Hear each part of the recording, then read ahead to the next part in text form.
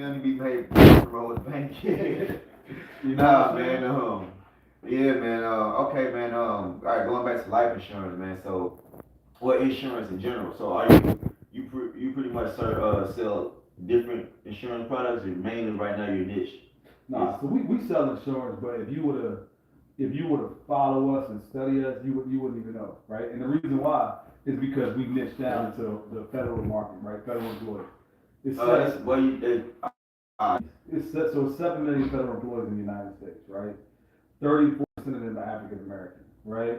And they all make, not they all, but a lot of them make six figures and up, right? Especially in DC, Atlanta, Houston, Philly, and like some in LA, right? But mainly in DC, mainly in that whole area.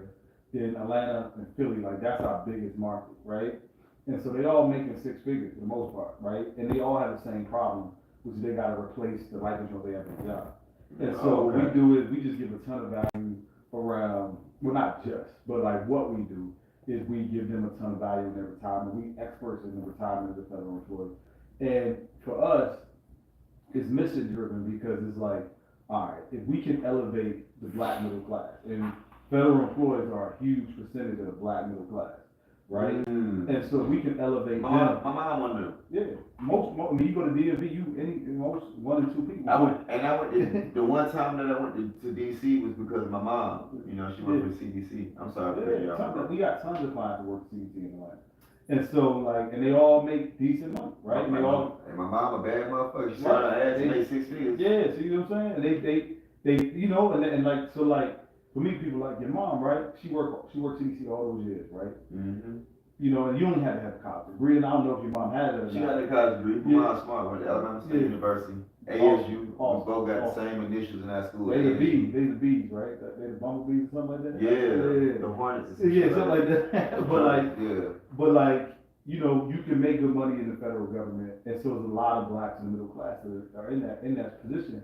And so what we're doing is like we're taking that, people like your mom, making sure she has. Man, we gonna stop talking about my mama now. I'm playing with you. All the money she made, right, and making sure she grows that money. You know what I'm saying? So that money comes back to you and all your siblings and kids, whatever. Like it's just that money should be the beginning. Like so, like I read this book, dope book too, the Jewish phenomenon. But it's just talking about like how the Jews build wealth. Hold on now, I'm writing it down now. Hold on now. The Jewish phenomenon? Yeah, the Jewish I'm buying that on Amazon as soon as we get it done. Right, but the book talks about how like the Jews build wealth, but a big part of that was their middle class in Brooklyn, right? And so like as blacks, we just gotta make sure that we don't go broke from our middle class. We gotta keep elevating our wealth. Bro, listen.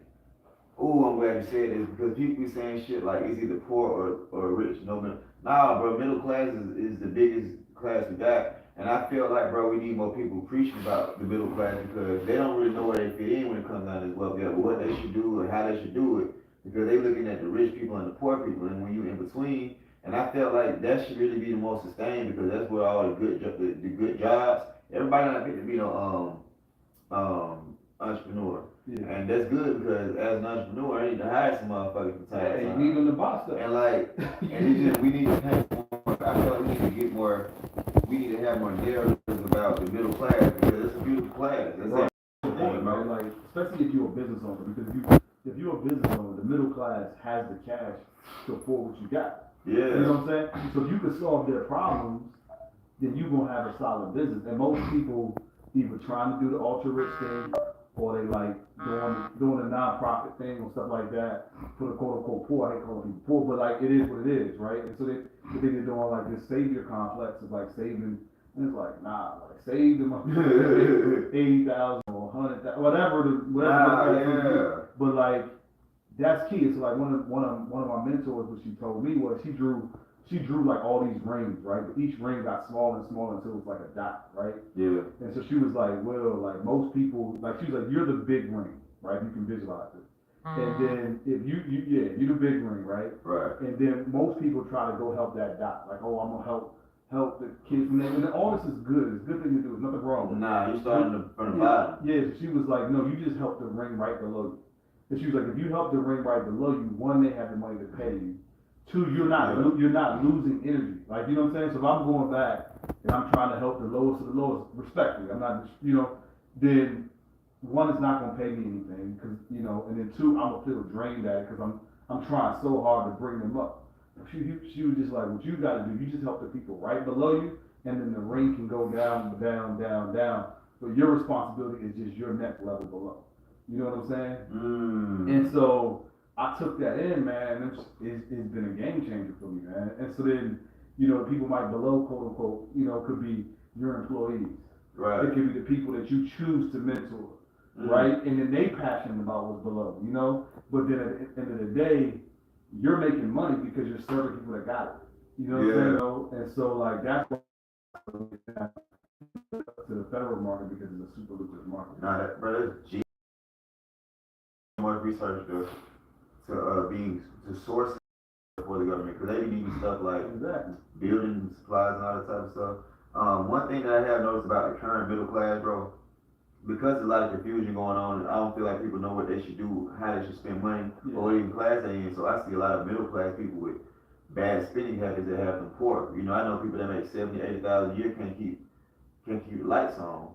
You know what I'm saying? So I feel like, man, a lot of, like, when I say younger, people like around our age and younger, you know what I'm saying, for the most part, I feel like a lot of them lack real financial skills, and they making themselves look poor, even though they're supposed to be middle class, going to upper middle class, man. So that was just like, it's just random right there. So yeah, but that's why we doing what we're doing, man, because if we get them to have the right spending habits, then they begin to create a generational wealth. Then they can, support our businesses, and then we can open more businesses in the community, and before you know it, we're able to house that. Yes, that's the reason why I had a podcast, because I just love business, bro. You know what I'm saying? I love the lean, name is Jordan, the reason I bought the bracelet from another as well as his watch.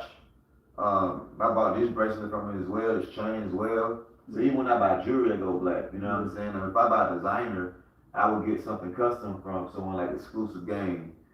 He's a big time fashion, kind of like he's similar to what Dapper Dan was doing up in New York. But he's from Atlanta, been around since Big Beach days and all that type of stuff. What's his name? His name is T, but the name of his store is Exclusive Game. Okay, got it. It's in Buckhead, right next to Icebox jewelry store. Okay. Don't go to Icebox, go to Riesling Diamonds. That's my brother. Yeah, he'll hook you up. But yeah, man. So I just always love to promote business. Even that, they didn't pay me for that. I couldn't charge you, but Breezy, my bro, he just got me a Christmas gift, and he got me a discount on the bracelet. So we're not gonna charge you. But I just love the support, bro, because I feel like, man, people it's so hard for them to support, bro. And that's like literally, I was just having a conversation with one of our friends. He asked me what I do, what I had going on. I was like, right now the biggest thing is the podcast. We was talking, I was like, you tapped in. He was like, yeah, I watched it. I was like, shit, what's your favorite episode? He started coming to me crazy, like, damn, you checking me?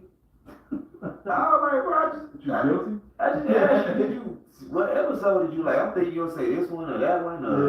Yeah, I really like the one when you broke down. You know what I'm saying? But I'm talking like he really got kind of weird. Like, bro, you ain't gotta check me like that. I'm like, bro, be like that, bro. I just asked you, did you watch it, bro? Like, cause I've been tapping you. He might have said something about some shit I posted on Facebook. Or he said something with Shannon Sharp. That's not my podcast. I just took a picture with Shannon Sharp because he had a bottle signing, and you know what I'm saying. But it was kind of weird the way I just kind of switched the subject. I'm like, whoa. Yeah, but you was an indicator though. No, I was really asking the nigga a question, but he got like I was busting his balls. Yeah. I'm like, whoa, cool. I'm like, bro, if you ain't watching, I'm not offended. I'm not gonna look at it like that because it might not have hit your algorithm. Yeah. But it's kind of like when I asked him, instead of just being up front, I don't know, bro, he made it seem like I was checking him, bro, and I was just like, bro, if you didn't watch it, it's cool, but I am asking for the support, so even if you don't watch the episodes, I ask you to subscribe, and if it hits your feed, cool, if not, like, we was friends before I even knew what before I had a YouTube channel, man, we gonna be friends. I don't think it's gonna be active, bro, because multiple streams are in they gonna keep liking, they gonna keep subscribing, they gonna keep sharing it, they gonna keep coming, and we gonna keep learning, man, because at the end of the day, man, it's all about wealth, man, and alright, so we wanna dive into this, man, so Right. So right now, do you teach anyone? Do you have any type of coaching programs? Or you more so just building your insurance We company? just build the business. Okay, cool. So all right. So how did you? All right. So you have your own brokerages. Yeah.